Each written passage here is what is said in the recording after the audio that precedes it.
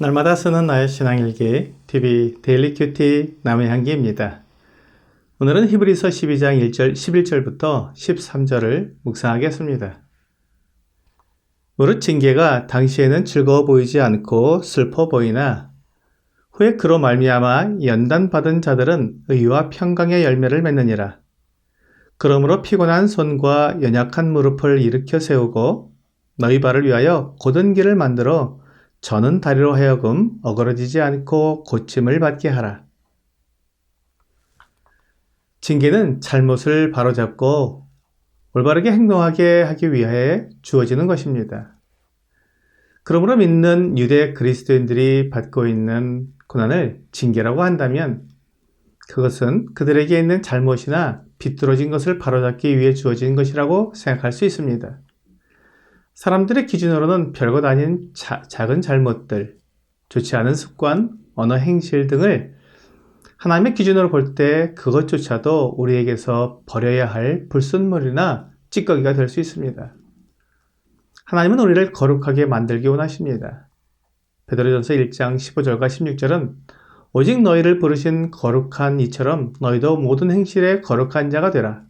기록되었으되 내가 거룩하니 너희도 거룩할지어다 하셨느니라 라고 말씀하고 있습니다.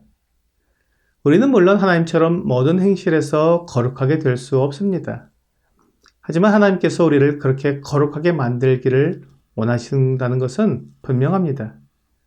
그래서 우리의 연약함과 부족함을 아시고 그 아들 예수 그리스도를 보내셔서 우리를 거룩하게 만들어 주셨습니다. 우리는 예수 그리스도 안에서 거룩합니다.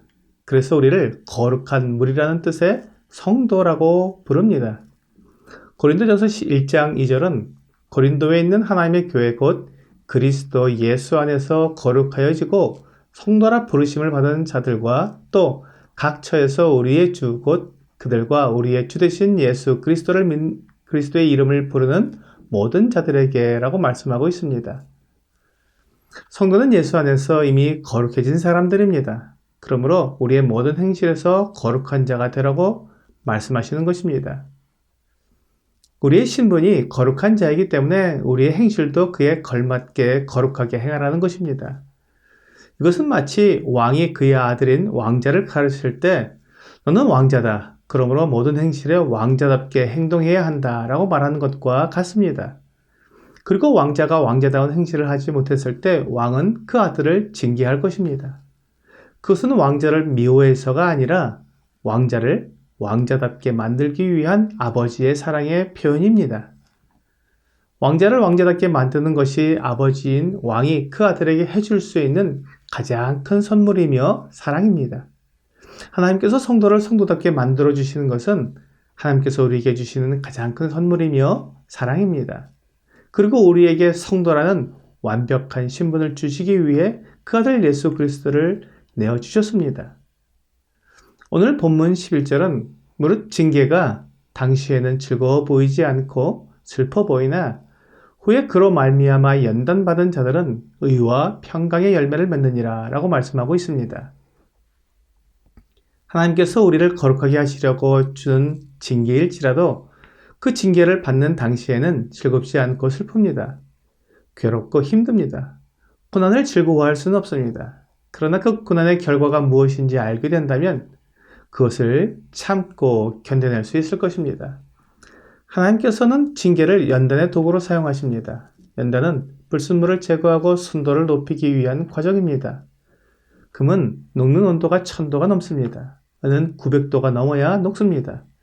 이렇게 고온에서 재련을 하기 때문에 웬만한 불순물들은 다 타서 사라지고 순수한 금이나 은이 남게 됩니다. 불순물을 제거하기 위한 용광로의 불은 너무나 뜨겁습니다. 그 뜨거움을 견디면 순수하게 되는 것입니다. 욥기 23장 10절은 그러나 내가 가는 길을 그가 아시나니 그가 나를 단련하신 후에는 내가 순금같이 되어 나오리라 라고 말씀하고 있습니다. 욥은 자신이 겪은 고난이 마치 금을 재련하는 용광로의 뜨거움과 같았다고 말하는 것입니다.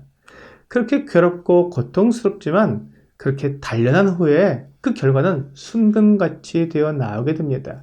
이것이 징계의 결과입니다. 이 징계의 결과를 믿는 사람은 그 고난을 견뎌낼 수 있습니다.